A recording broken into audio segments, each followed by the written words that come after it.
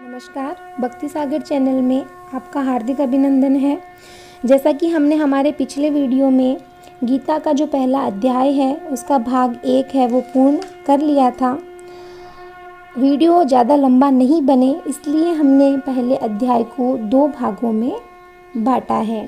पहला अध्याय हमने पढ़ लिया था जिसमें कि जो अर्जुन है वो भगवान श्री कृष्ण से कहते हैं कि मेरा रथ है वह दोनों सेनाओं के बीच में खड़ा कीजिए और मैं देखना चाहता हूँ कि मुझे किन किन से युद्ध करना है, और जो दुर्बुद्धि दुर्योधन है उसका युद्ध में कल्याण चाहने वाले कौन कौन है और कौन उसका साथ दे रहे हैं, मैं ये भी देखूँगा। तो अब आगे शुरू करें। संजय बोले, हे धृतराष्ट्र, अर्जुन द्वारा इस प्रकार कहे हुए महाराज श्री कृष्णचंद्र ने दोनों सेनाओं के बीच में भीष्म और द्रोणाचार्य के सामने और संपूर्ण राजाओं के सामने उत्तम रथ को खड़ा करके ऐसे कहा कि हे पार्थ, इन इकट्ठे हुए कौरवों को देख। उनके उपरांत प्रथापुत्र अर्जुन ने उन दोनों ही सेनाओं में स्थित हुए पिता के भाइयों को, यानी जो उनके पिता उनके भाइयों को, पितामह को, आचार्यों को, मामों को, भाइयों को, पुत्रों को, पौत्रों को तथा मित्रों को, ससुरों को, सुहृदों को भी देखा। इस प्रकार उन खड़े हुए संपूर्ण बंधुओं को देखकर वे अत्यंत करुणा से युक्त हुए।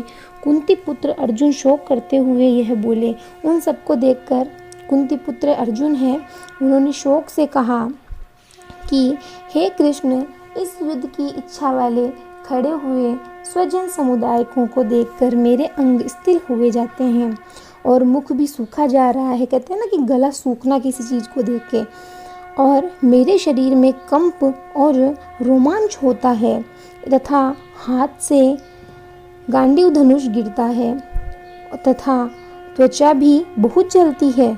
मेरा मन भ्रमित सा हो रहा है, इसलिए मैं खड़ा रहने को भी असमर्थ नहीं हूँ। मेरे में खड़े रहने की भी हिम्मत नहीं है, क्योंकि अर्जुन को जो युद्ध करना था वो उसी के परिवार वालों से, उसी के बंधुजन से करना था। लक्षणों को भी विपरीत ही देखता हूँ। मैं युद्ध में अपने कुल को मारकर कल्याण भी नहीं देखता। उसने कहा, अर्जुन ने कहा कि मेरे ही कुल को मारकर, मेरे ही कुल का विनाश करके मैं कल्याण नहीं देख सकता।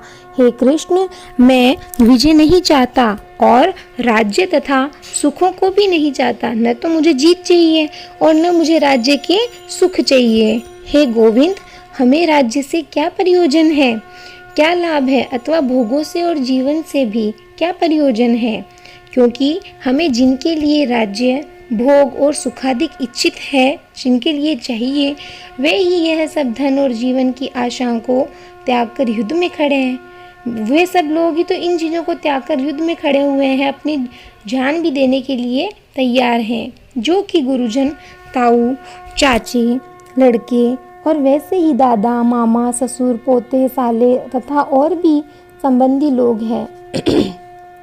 इसलिए हे मधुसूदन, मुझे मारने पर भी अथवा 3 लोग के राज्य के लिए भी मैं इन सबको मारना नहीं चाहता।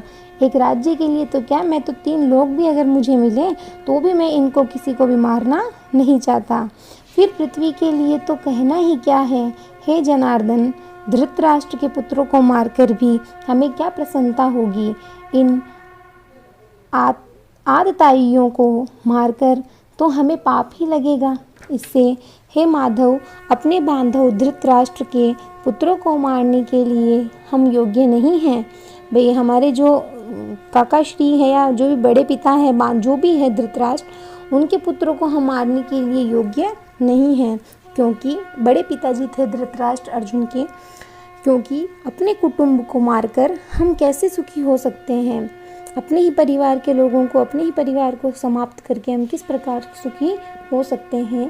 यद्यपि लोभ से भ्रष्ट चित्त हुए ये लोग कुल के नाशकृत दोष को और मित्रों के साथ विरोध करने में पाप को नहीं देखते हैं, परंतु हे जनार्दन, कुल के नाश करने से होते हुए दोष को जानने वाले हम लोगों को इस पाप से हटने के लिए क्यों नहीं विचार करना चाहिए।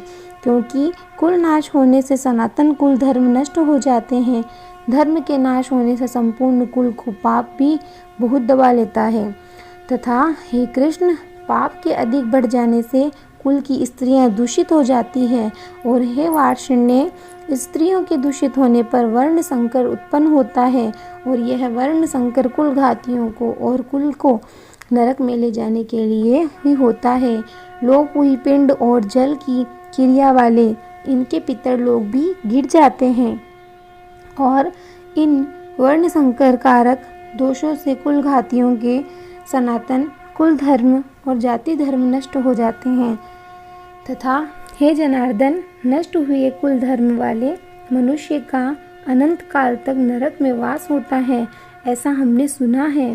अहो, शोक है कि हम लोग बुद्धिमान होकर भी महान पाप करने को तैयार हुए हैं, ऐसा अर्जुन कहते हैं, जो कि राज्य और सुख के लोभ से अपने कुल को मारने के लिए उद्यत हुए हैं।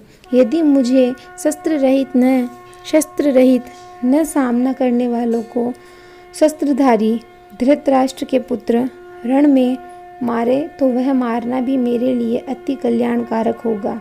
संजय बोले, रणभूमि में शोक से उद्विग्न मन वाले अर्जुन इस प्रकार कहकर बाण सहित धनुष को त्याग कर रथ के पिछले भाग में बैठ गए। अब इसका जो आगे क्या होता है, भगवान श्री कृष्ण अर्जुन से क्या कहते हैं, ये हम दूसरे अध्याय में पढ़ेंगे। आज हमारा पहला अध्याय यही समाप्त होता है। अगले वीडियो में हम अध्याय 2 पढ़ेंगे। जय श्री कृष्णा। और हमारे वीडियो को प्लीज़ लाइक कीजिए, चैनल को सब्सक्राइब कीजिए और वीडियो को ज़्यादा से ज़्यादा शेयर कीजिए।